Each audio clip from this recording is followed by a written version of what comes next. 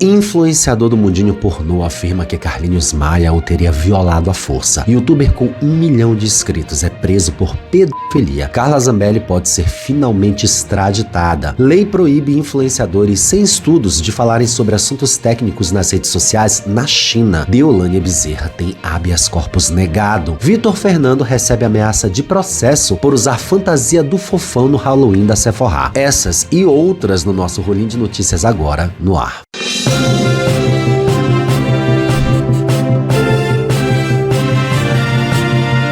Olá, minhas rolinhas, eu sou Márcio Rolinho, criador e apresentador deste semanal de notícias que sempre rola no domingo, sendo que todos os dias tem vídeos babadeiros neste canal. Segue a gente, por favor, coloca o seu dedinho aí, porque seguir o Márcio Rolinho é muito bom, é uma delícia, é muito gostoso, gostoso demais. Aqui debaixo tem o nosso Apoia-se, o nosso clube de membros, pra você mandar uma ajudinha pra gente aqui, pra continuar fazendo vídeos legais todos os dias. E vamos de resumão das notícias da semana.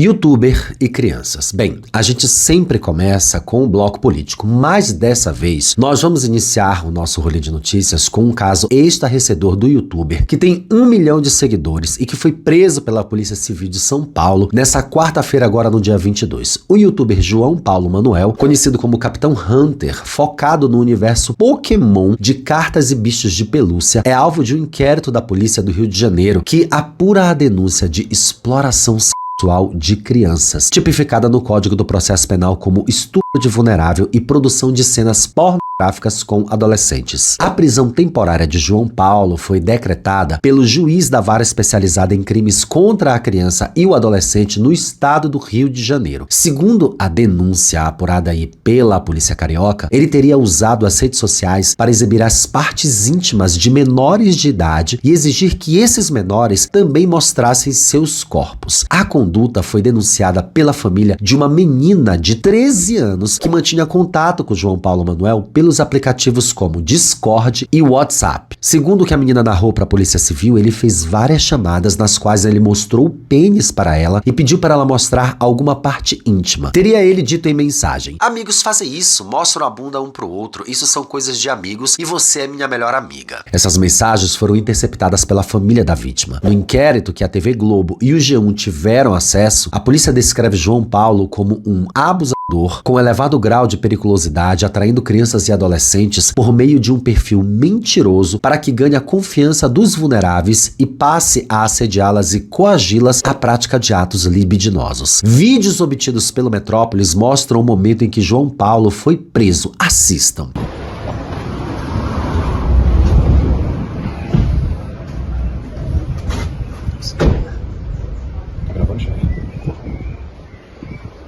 Aqui da trilha sem coisa ali. Eles vão ser conduzidos com a viatura do Rio. Ele tá, ele sabe. Ele sabe.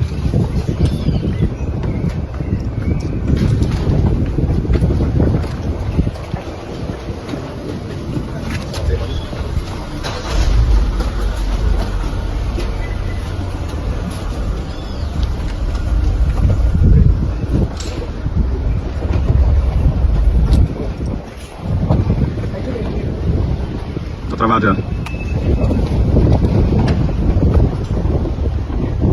Hunter tem 45 anos e o vídeo gravado dentro do quarto da casa do youtuber mostra o momento em que ele é abordado pelos policiais civis antes de ser preso na quarta-feira em Santo André, na Grande São Paulo. Nas imagens obtidas pela TV Globo e pelo G1, o quarto aparece um tanto bagunçado, com vários brinquedos de Pokémon, fios e computadores espalhados. Em determinado momento, um policial diz ao youtuber que ele poderá se defender de todas as suas acusações. Assistam.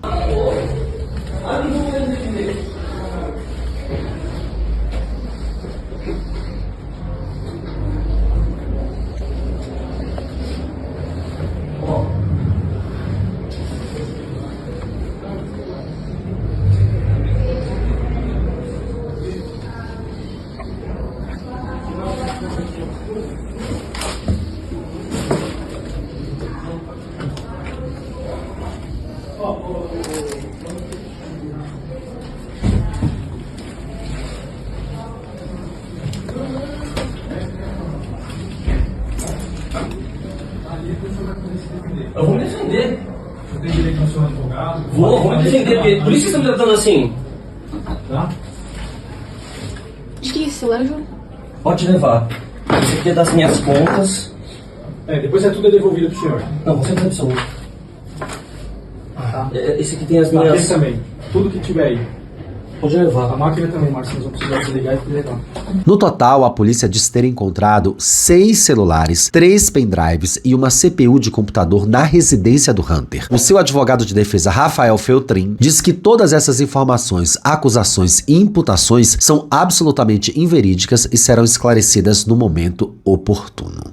Licença paternidade. Agora a gente vai começar o nosso bloco político. O Supremo Tribunal Federal vai analisar se é possível conceder o período correspondente à licença maternidade a um dos integrantes de um casal homoafetivo formado por 2 homens. O tema será discutido como base no princípio constitucional de isonomia, que garante igualdade de direitos, o que me parece muito razoável. Basta chamar de licença paternidade e colocar o tamanho da licença maternidade. Enfim, o julgamento do mérito ainda será agendado. A questão será julgada no recurso extraordinário com agravo, que é o ARI 1498231 para quem quiser consultar, e que teve uma repercussão geral reconhecida. Isso significa que a decisão do Supremo valerá como orientação para os tribunais brasileiros quando houver disputas semelhantes. Basicamente, essa licença, se for aprovada para análise, não vira uma lei, não é uma coisa que vai ser óbvia e dada automaticamente. Todas as vezes os pais terão que recorrer e isso terá que ser analisado pelos juízes e concedido em todo o território nacional, em caso desse pedido ter realmente sustentação. O recurso foi apresentado por um servidor público de Santo Antônio do Aracanguá, aqui em São Paulo, que vive aí em uma união homoafetiva e adotou uma criança. Ele solicitou a licença paternidade dele e que essa licença tivesse a mesma duração da licença maternidade, que é um benefício atualmente garantido a mães gestantes ou adotantes. O pedido, no entanto, foi negado pelo Tribunal de Justiça de São Paulo. A Corte Paulista entendeu que, na ausência de uma lei que preveja essa ampliação, a Justiça não poderia conceder esse benefício, conforme estabelece a súmula vinculante 37 do próprio STF. Essa súmula proíbe que decisões judiciais criem ou ampliem vantagens com base apenas no princípio da isonomia. No recurso ao Supremo, o servidor alegou que a negativa do TJ fere normas constitucionais de proteção à família, à criança e ao adolescente, além de contrair o princípio da igualdade entre homens e mulheres. Eu acho que sim, a gente vai chegar lá, é tudo uma questão de prudência, de boa vontade e de luta. Trama golpista. O Supremo Tribunal Federal, nosso STF, publicou nessa quarta-feira, agora no dia 22 de outubro, o acórdão referente ao julgamento do núcleo 1 da trama golpista. Nesse grupo estão 8 réus, incluindo o ex-presidente Jair Bolsonaro do PL, que foi condenado a 27 anos e 3 meses de prisão. O acórdão é um documento no qual são formalizados os votos dos ministros que julgaram o caso. O prazo para emissão do documento, que tem 1.991 páginas, era de 60 dias a contar do encerramento do julgamento, que ocorreu aí no dia 11 de setembro desse ano, a gente lembra, falou muito disso. O grupo foi condenado na primeira turma do STF pelo placar de 4 votos a 1 pelos crimes de, vamos lá, organização criminosa armada, tentativa de abolição violenta do Estado Democrático de Direito, golpe de Estado, dano qualificado pela violência e grave ameaça contra patrimônio da União, exceto ramagem, e deterioração de patrimônio tombado, exceto ramagem também. A publicação do acórdão implica na abertura de prazo de 5 dias para que as defesas dos réus possam protocolar os recursos, que eles têm. Os advogados poderão entrar com embargos de declaração, que é o dispositivo que serve para apontar supostas contradições ou omissões ou erros materiais na decisão. O recurso não tem o poder de mudar o mérito da condenação, no entanto, mas pode servir para atrasar o cumprimento das penas. A maior pena foi aplicada ao ex-presidente Jair Bolsonaro. Os demais réus receberam penas de 2 a 26 anos de prisão. O tenente-coronel Mauro Cid foi o que teve a menor sanção, foi apenas 2 anos, em função do termo de colaboração premiada firmado com a Justiça. Vamos torcer para que essas prisões estejam logo próximas. Conselheiro espiritual. Pois é, Robert Morris, que é um ex-líder de uma mega igreja no Texas, nos Estados Unidos, declarou-se culpado agora, nessa quinta-feira, no dia 23, no Tribunal Digital do Condado de Osage, nos Estados Unidos, da acusação de abuso sexual de uma menina na década de 1980. O pastor evangélico fundou e transformou a Gateway Church numa das maiores congregações religiosas do país e do mundo. E ele é conselheiro espiritual de Donald Trump. Nunca falha, né? O americano de 64 anos apresentou a declaração de culpa perante a juíza, que aplicou uma pena de 10 anos, mas ele cumprirá apenas 6 meses de cadeia lá no condado como parte desse acordo. Assistam à prisão.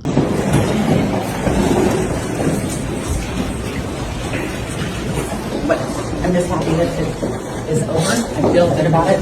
It's behind us.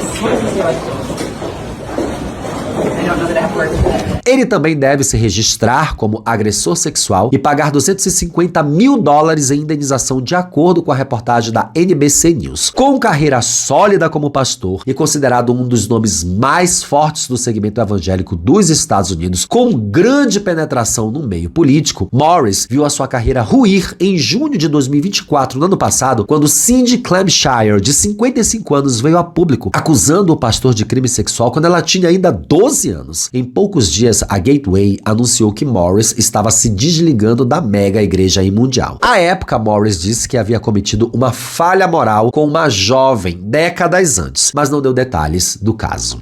Fujona! A Justiça do Rio de Janeiro rejeitou todos os pedidos apresentados pela defesa da Tonhona Fontinelli. Digo, Antônia Fontinelli, que atualmente reside nos Estados Unidos. Olha que loucura. O tribunal determinou que a influenciadora retorne ao país em até 30 dias para iniciar o cumprimento de pena de prestação de serviços comunitários. As informações foram divulgadas pelo portal G1 e a condenação original, que é datada de 2022, refere-se à injúria praticada contra o Felipe Neto. Segundo a decisão judicial, a Fontinelli insinuou que o influenciador utilizava cocaína. Ela disse que ele era um sociopata e afirmou que o YouTube destruirá a vida das pessoas. A sentença estabeleceu que a pena seria cumprida por meio de serviços à comunidade, acompanhada aí do pagamento de uma multa de R$20 mil.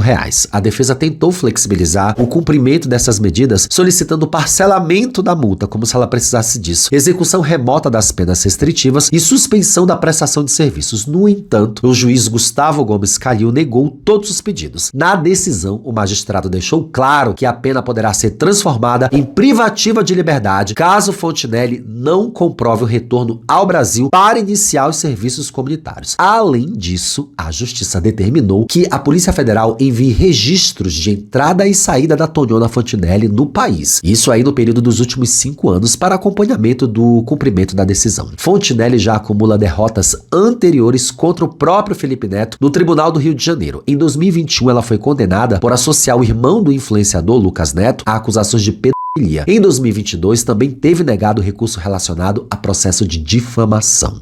Extraditada. Falando em Tonhona, o Ministério Público da Itália emitiu um parecer favorável à extradição da deputada federal licenciada Carla Zambelli, do PL, que está presa cautelarmente em Roma. A informação foi divulgada pela Advocacia Geral da União, agora, nessa quarta-feira, no dia 22. A medida é mais um passo no processo que pode resultar na devolução da parlamentar para o Brasil, a fim de cumprir as suas penas impostas aí pelo Supremo Tribunal Federal, nosso STF. Zambelli foi detida em julho deste ano após uma operação conjunta entre autoridades brasileiras e italianas. A prisão foi determinada pela Corte da Apelação de Roma, que apontou grave risco de fuga caso a parlamentar permanecesse em liberdade. Ela havia deixado o Brasil pouco tempo depois que o STF decretou a sua prisão preventiva, em cumprimento a uma sentença proferida de 4 de julho deste ano. Carla Zambelli acumula 2 condenações no Supremo. A primeira, que motivou a sua fuga, foi de 10 anos e 8 meses de prisão por invasão de sistemas no Conselho Nacional de Justiça, o CNJ, e falsidade ideológica. Segundo a decisão, ela atuou em parceria com o hacker Walter Delgatti, que tá preso aí, né, por acessar ilegalmente os dados do órgão. Na segunda condenação, a bonita recebeu pena de 5 anos e 3 meses de prisão por porte ilegal de arma de fogo e constrangimento ilegal. Quem não lembra dessa presepada? A deputada perseguiu armada o jornalista Luan Araújo, que era apoiador aí do presidente Luiz Inácio Lula da Silva. Esse episódio ocorreu em outubro de 2022, durante o segundo turno das eleições, nas ruas do bairro dos Jardins, em São Paulo. E todo mundo viu essa loucura, como vocês estão vendo uma foto aí. Estamos te esperando, amiga. Aliás, a colmeia está te esperando.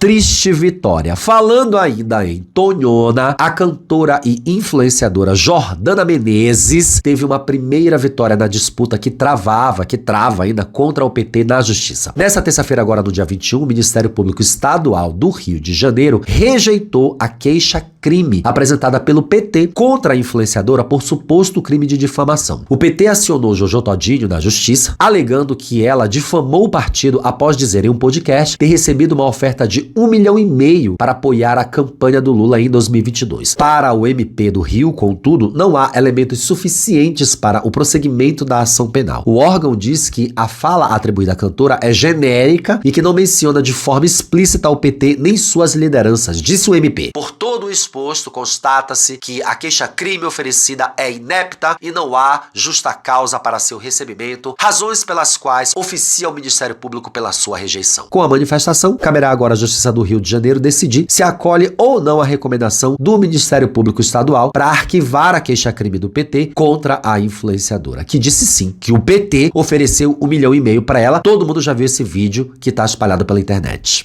Valores cristãos. Um projeto de resolução apresentado na Câmara Legislativa do Distrito Federal quer instituir a Comenda Missionários Daniel Berg e Gunnar Virgen, destinada a reconhecer pessoas e instituições que se destacam na promoção de valores cristãos, ações missionárias e serviços religiosos e sociais no Distrito Federal. A essas pessoas, segundo aí a proposta de autoria do deputado Pastor Daniel de Castro, do PP, serão entregues anualmente, preferencialmente no mês de novembro, medalhas e diplomas contendo o brasão da CLDF e o retrato dos missionários homenageados. Cada parlamentar poderá indicar até 2 nomes por edição, mediante justificativa biográfica e comprovação de serviços prestados. A escolha dos homenageados será feita pela mesa diretora. Entre os critérios para a concessão dessas medalhas, estão atuação reconhecida na evangelização, ação social ou filantrópica e contribuição para o fortalecimento da fé cristã e dos valores familiares.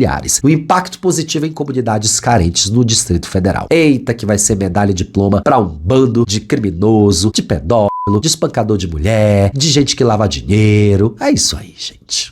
Prisão preventiva. O Ministério Público de São Paulo pediu a prisão preventiva do deputado estadual Lucas Bove, do PL, por descumprir medidas protetivas a favor da ex-esposa dele, a influenciadora digital Cíntia Chagas. Aquela mesma que era antifeminista, levou uns tapas do Lucas Bove e virou feminista, do nada. Lucas Bove foi denunciado por crimes como perseguição, violência psicológica, violência física e ameaça. Cíntia Chagas prestou queixa contra o deputado em 2024, se valeu da lei Maria da Penha, olha que loucura, que ela já criticou bastante, por abusos físicos e psicológicos durante o relacionamento de mais de 2 anos que teve com o político. O MP de São Paulo afirma que Lucas Bove vem desrespeitando repetidamente as ordens judiciais e já demonstrou que não vai parar, tá? O deputado informou à TV Globo que não vai se manifestar sobre a denúncia. E honestamente eu não entendo por que ele não teve o seu mandato cassado ainda.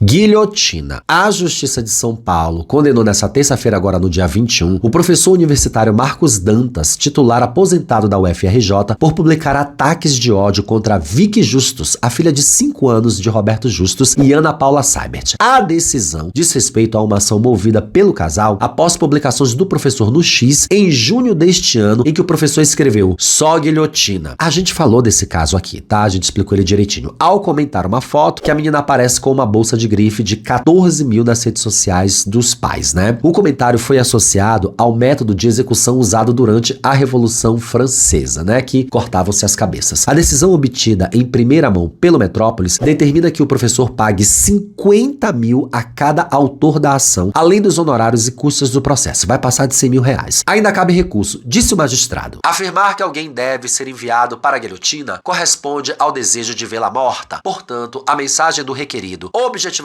exteriorizou seu desejo de atentar contra a vida dos autores. Ao Metrópolis, o advogado Rafael Pavan, que representa o empresário e a esposa, afirmou que o valor recebido será doado à caridade. Mais uma para estatística. A gente vai dar essa notícia estarrecedora aqui, que simplesmente abalou toda a população trans e LGBT essa semana. Uma mulher trans foi agredida e morta nessa segunda-feira, no dia 20, na região de Venda Nova, em Belo Horizonte. A vítima, de 45 anos, é Cristina Maciel Oliveira, e o assassino é o homem que era o companheiro dela, que foi preso e ainda afirmou que tinha constantes brigas com ela porque ela queria terminar o relacionamento e ele não. Segundo o boletim de ocorrência, testemunhas afirmaram que o casal já estava discutindo quando o homem começou a agredir Cristina com socos. Quando ela caiu na calçada, ele ainda deu muitos chutes e vários pisões em sua cabeça. Existe esse vídeo aí nas redes dela sendo pisada e chutada até a morte, mas nós não vamos exibir aqui nem mesmo com censura. O SAMU foi acionado, mas Cristina não resistiu aos ferimentos. Segundo fontes ouvidas pela TV Band Minas, ela trabalhava em um centro de reciclagem no centro ali de Belo Horizonte. Um mês antes do crime, Cristina gravou um vídeo sobre os projetos de ecossistemas solidários que dá visibilidade a pessoas LGBTQIAPN+.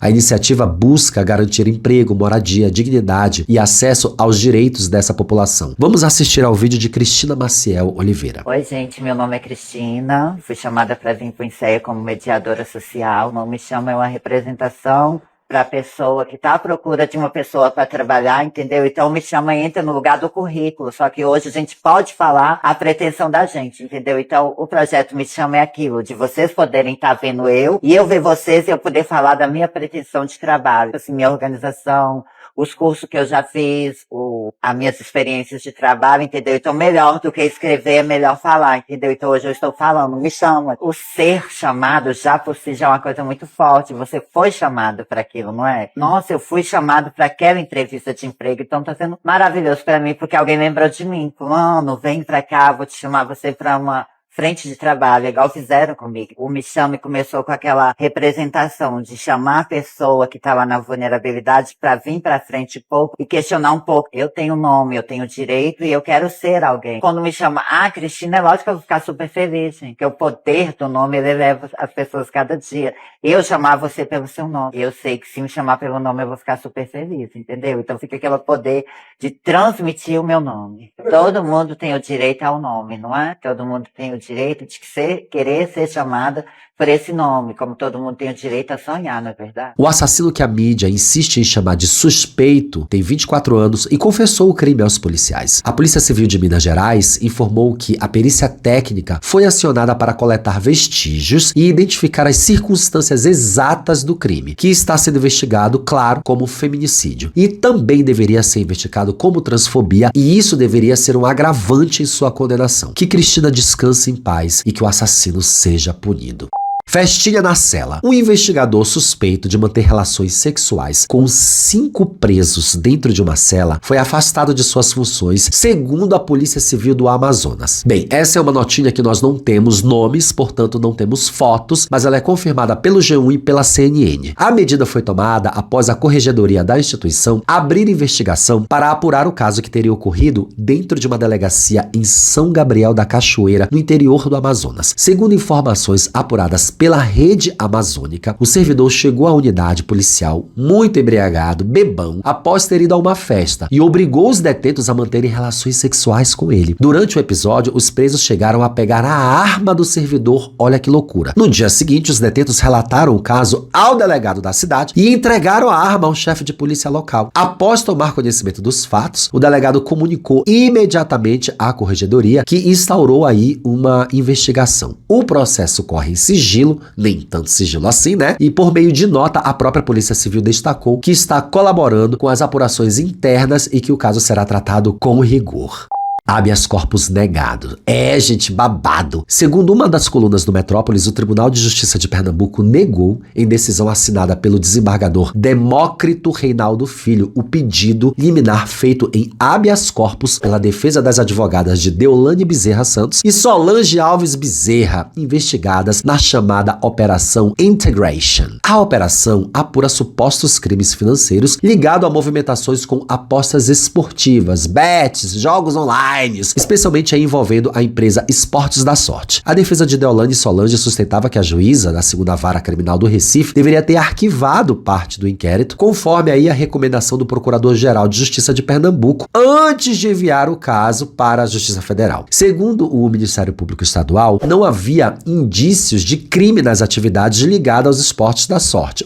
Mentira. Motivo pelo qual foi pedido o arquivamento parcial. Os advogados alegaram que a juíza descumpriu a manifestação do MPPE e que o envio direto do inquérito para a Justiça Federal manteve restrições e prolongou indevidamente essa investigação. Ela não quer ser investigada, né? Ao analisar o pedido, o desembargador Demócrito Reinaldo Filho entendeu que não houve irregularidade na atuação da juíza. Segundo ele, não seria possível fazer um arquivamento parcial, porque os fatos investigados estão todos interligados, envolvendo possíveis crimes da competência estadual e federal. O relator explicou ainda que o juiz não é obrigado a homologar o arquivamento pedido pelo Ministério Público se identificar indícios de crimes federais. Bem, Deolane tem se safado e tem até dito aí que vai vir candidata a alguma coisa aí nas próximas eleições e já fez uma declaração que se arrependeu de ter apoiado o Lula. Deolane nunca foi de esquerda, né, gente? Ela é uma direitista nata, tanto nos seus posicionamentos quanto nas supostas acusações de crimes, como supostamente todos os políticos de direita.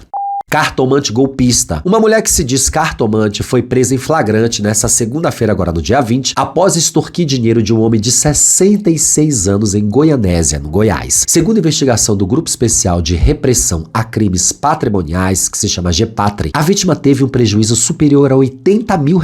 Conhecida como Sabrina Vitória, a golpista Sabrina Savite Jorge foi procurada pela vítima após oferecer supostos serviços espirituais em uma rádio local. Na primeira consulta, Sabrina cobrou R$6 mil para realizar o trabalho. Após o pagamento inicial, a mulher passou a ameaçar a vítima, afirmando que espíritos malignos causariam danos a ele e à família dele caso ele não mandasse mais dinheiro. Assustado, o idoso realizou diversos repasses financeiros ao longo de meses, totalizando cerca de R$80 mil.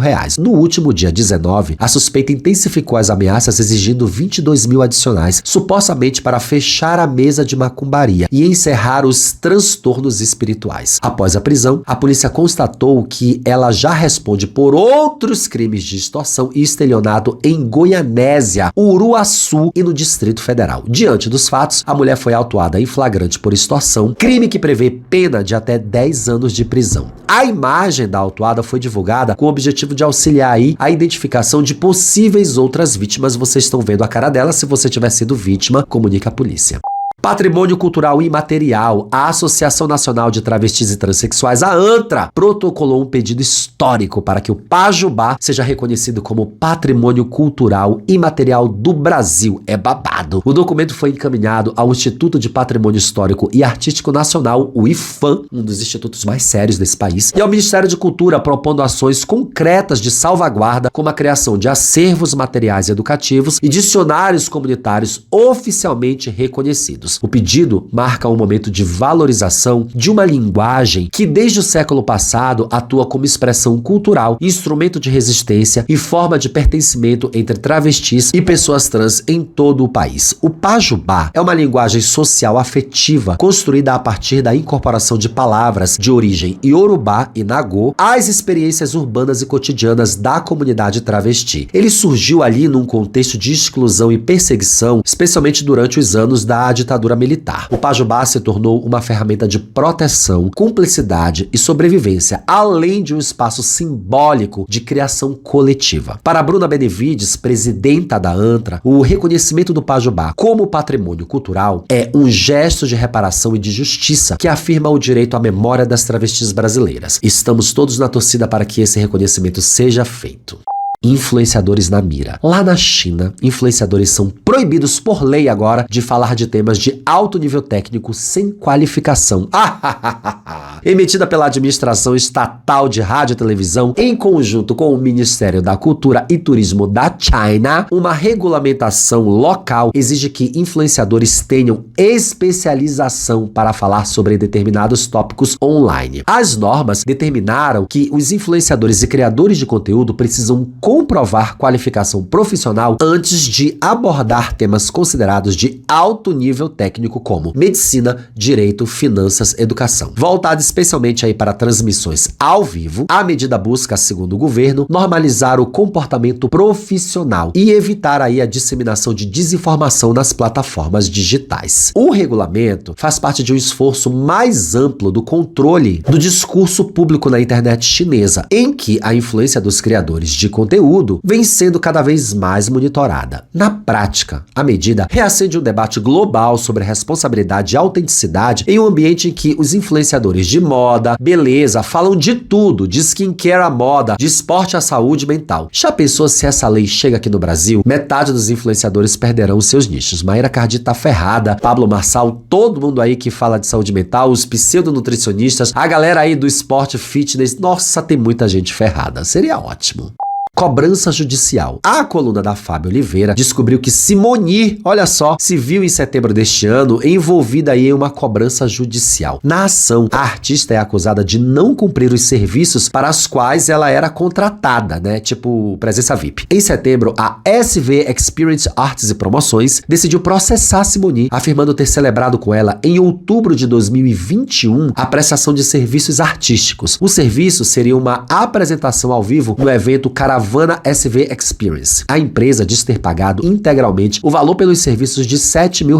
Pouco, né? Mas sofrido ao tentar agendar a performance junto a Simone. A cantora teria confirmado a sua presença em diferentes oportunidades, mas se ausentando sem nenhuma justificativa em todas elas. A SV Experience sustenta na ação que até hoje, anos depois, se passaram e Simone não deu respostas satisfatórias quanto à disponibilidade de agenda. A contratante diz ter sido obrigada a acionar a justiça, uma vez que o show não foi marcado, nem devolvido o pagamento realizado. Gente, 7 pau tem que devolver. Judicialmente, a empresa cobra de Simone a quantia de 7.800, considerando a atualização de correção do cachê pago. A coluna descobriu ainda que a famosa chegou a ser notificada extrajudicialmente pela SV em outubro de 2024. Na oportunidade, a SV Experience disponibilizou 3 datas distintas no mês de março para a sua performance, mas não teve sucesso. Nossa, a SV ainda quer a presença da Simone no evento deles. Gente, desistam. Por 7 mil tem artista mais famoso aí que faz qualquer coisa.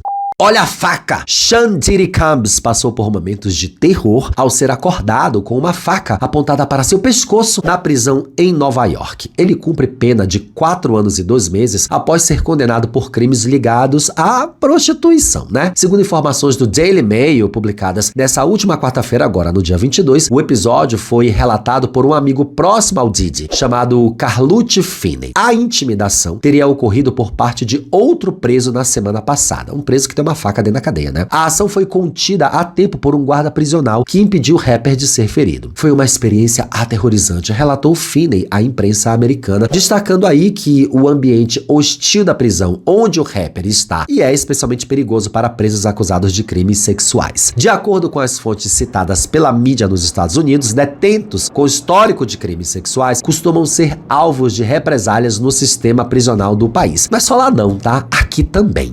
Fofão proibido. Essa semana rolou o famigerado Halloween da Sephora, uma festa em que os artistas e influenciadores dão o dedo da mão pra ir e expor as suas fantasias maravilhosas. E uma polêmica ganhou aí as redes, tá? O influenciador Vitor Fernando, um grande influenciador, foi de Fofão, lendário personagem da TV dos anos de 1980. Todo mundo que vai à festa faz um vídeo pra apresentar a sua fantasia antes da festa. Isso é uma tradição, tem um custo altíssimo, todo mundo faz esse vídeo justamente pra aparecer e é muito legal, é muito bonito. E o Vitor, claro, fez o dele, postou nas redes, um fofão meio que macabro, obscuro, porque é uma festa de Halloween e o tema era a máquina do tempo. Logo depois ele teve que apagar tudo. Segundo ele mesmo, a família de Orival Pessini, que é o criador e ator por trás do fofão, já morreu, entrou em contato com ele e ameaçou de processo. Sim, a família detém os direitos do próprio Pessini. Sim, a família detém os direitos do fofão. E o próprio Pessini, antes de morrer, teria expressado que queria que as molduras de sua máscara fossem destruídas para que ninguém mais vendesse licenciamento da marca, mas a família vende licenciamento sim, tá? Razão essa pela qual a família processou diversas vezes a carreta furacão, tá? A gente já contou essa história aqui. Assistam ao vídeo do Vitor sobre o caso. Vou explicar aqui pra vocês por que eu apaguei todos os vídeos da minha fantasia de Halloween pra encerrar esse assunto. Quem me acompanha aqui sabe que eu me fantasiei de um personagem brasileiro icônico, né? Porque eu queria homenagear uma figura brasileira e já tinha pensado nisso até antes de saber o tema do baile. Fiz muita pesquisa, tanto sobre o personagem como quem interpretou o personagem, um ator genial. E também sobre os direitos autorais, né? Porque eu sabia que é um personagem brasileiro e que provavelmente alguém teria esses direitos autorais. Entendendo isso, eu não usei o personagem para nenhum fim lucrativo, porque eu sabia que não podia. Neguei várias sondagens de publicidade de marcas que estavam querendo ativar comigo, porque eu sabia que eu estava fazendo um personagem que tem direitos autorais e que eu não poderia ganhar dinheiro em cima disso. Porém, eu poderia me fantasiar para curtir, me divertir, como qualquer outra pessoa pode se fantasiar de qualquer personagem para uma festa, para se divertir, como a gente sempre faz, né? Inclusive todo mundo praticamente estava fantasiado de algum personagem. Eu não tinha intenção de ganhar dinheiro em cima desse personagem. Eu barrei qualquer possibilidade de ganhar dinheiro em cima desse personagem por respeito ao personagem, ao detentor dos direitos autorais. E eu só queria me divertir mesmo, como eu sempre faço, brincar aqui com vocês, enfim, criar, surpreender vocês, que é uma coisa que eu gosto, eu amo Halloween. Mas no dia que eu postei o vídeo, enfim, mostrando a fantasia, eu comecei a receber várias mensagens na DM, no e-mail, meus empresários também começaram a receber várias mensagens. Os profissionais que trabalharam comigo desenvolvendo essa fantasia também, inúmeras mensagens, com ameaça de processo, que se não retirasse conteúdo a gente ia ser processado e tudo mais. Teve postagens também, postagem aí que depois apagaram, mas chegaram a postar também falando, enfim, falando sobre esse assunto, coisas já expondo antes mesmo de ter uma resposta, de eu ter visto a mensagem que tinha me mandado, já tinha publicações expondo, criando uma grande situação. Dito isso, eu poderia dizer simplesmente não, vou apagar porque eu não cometi nenhum crime. Enfim, existe também a liberdade de você poder se fantasiar de qualquer coisa que você quiser. Eu seria processado e não necessariamente eu perderia esse processo, mas eu quero ter que ficar me desgastando com isso. Não, né? Foi só uma fantasia de Halloween, enfim. Então eu preferi apagar tudo, encerrar esse assunto pra não ficar me desgastando, porque não vale a pena também, sabe? Eu fiz como uma homenagem, fiz pra me divertir vocês e é isso, não quero me desgastar. E aproveito para agradecer também o carinho, as mensagens, os elogios, enfim, recebi muitas mensagens, muitos reposts, muita coisa e é isso, obrigado e é nóis. Álvaro Gomes, responsável pelos direitos autorais do personagem Fofão, esclareceu que não ameaçou processar o influenciador digital Vitor Fernando. Não teve esse papo. Ele usou aí uma fantasia inspirada no ícone infantil durante um baile do Halloween da Sephora e botou essa fantasia infantil como uma coisa macabra. Isso aconteceu em São Paulo no último dia 18, tá? Ele disse: simplesmente pedi que retirasse os vídeos. Daí o advogado do Vitor Fernando disse: sem problema, vamos tirar. Podemos remover só os vídeos que estão te incomodando? Daí o cara disse: não, eu quero que retire todos os vídeos. E aí o advogado disse: tudo bem, a gente vai retirar tudo e está tudo certo. E o detentor dos direitos disse: eu concordei. De repente ele posta um vídeo dizendo que a família o ameaçou de processo. Eu não ameacei de nada. Álvaro Gomes avaliou que a repercussão pode ter sido motivada em busca de engajamento e destacou que caso o influenciador tivesse pedido a autorização, ele poderia até ter recebido apoio de usar a fantasia. Disse ele: minha preocupação não é comercial, é com a qualidade de vida da personagem, especialmente com as crianças. O Vitor Fernando afirmou que ele não usou a fantasia para fins lucrativos, e de fato não, tá, gente? Todo mundo só faz os seus vídeos das suas fantasias e coloca na internet para mostrar essa fantasia antes do baile começar ali. Então, não tem fins lucrativos, ninguém faz isso para ganhar dinheiro.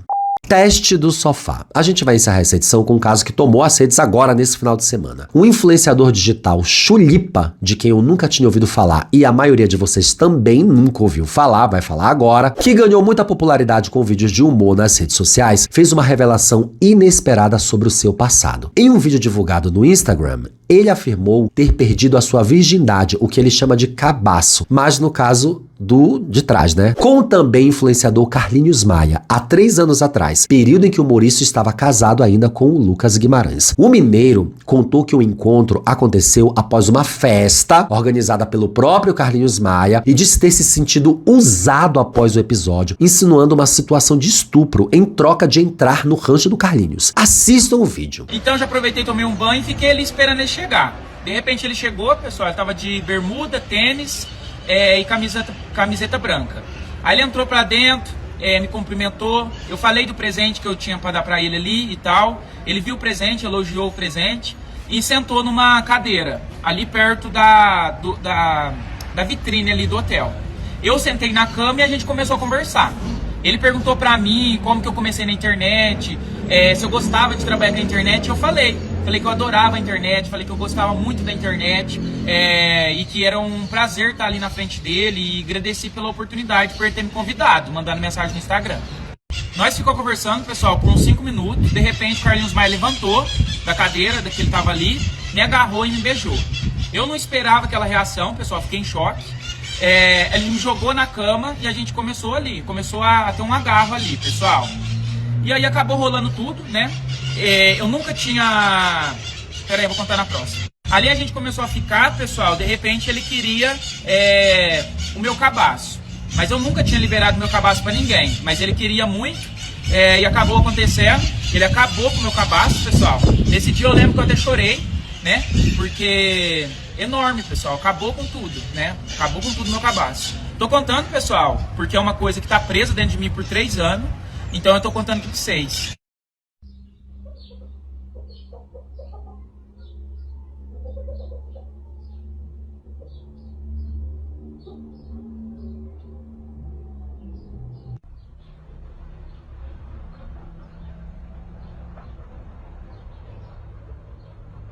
Chulipa relatou que naquela noite ele tinha levado um presente para o apresentador como forma de gratidão pelo convite ao evento e garantiu não ter segundas intenções com o companheiro ali, o Lucas Guimarães. No entanto, segundo ele, o clima mudou muito rapidamente. Logo depois da repercussão, Chulipa, que é criador de conteúdo adulto, ou seja, transa por dinheiro na internet, se declara bi, mas só aparece com homens, chupando pau e colocando coisa no... né? Um clássico dos criadores de conteúdo adulto, surgiu explicando que teve até que tomar remédio pra dor após o episódio e expôs vídeos e prints do Carlinhos Maia falando coisas eróticas e pornográficas pra ele. Assistam. Ele acabou com o meu cabaço, ficou roxo, vermelhou, inchou, eu tive que tomar dipirona, entendeu?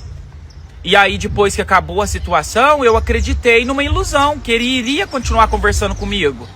Só que depois disso nunca mais me procurou, nunca mais mandou mensagem. E finalizou, abre aspas, nunca mais mande mensagem, falou pra mim. Depois que acabou com tudo o cabaço, né? Bem, tem aí uma grande repercussão desse caso sobre ter sido ou não um caso de estupro, sendo que o próprio Chulipa afixou um comentário no post dele sobre não ter sido estupro. Tem a possibilidade de ter sido um bait, uma armação, porque se tratando de Carlinhos Maia, né, e a sua trupe, a gente nunca sabe. Tem gente dizendo que o Carlinhos Maia seleciona os escolhidos para o rancho com um teste de sofá mesmo, inclusive teve jornalista ameaçado de processo pelo Carlinhos Maia por ter dito isso, e várias outras questões. Se render, a gente traz aqui um vídeo completo detalhando toda essa história. Muito obrigado para quem chegou até aqui, o final dessa edição. Não esquece que aqui debaixo tem o nosso Apoia-se e o nosso clube de membros para você ajudar a gente a continuar fazendo vídeos legais todos os dias. E bem aqui tá passando o último rolinho de notícias para você continuar maratonando no canal. Um grande beijo e até o próximo. Tchau!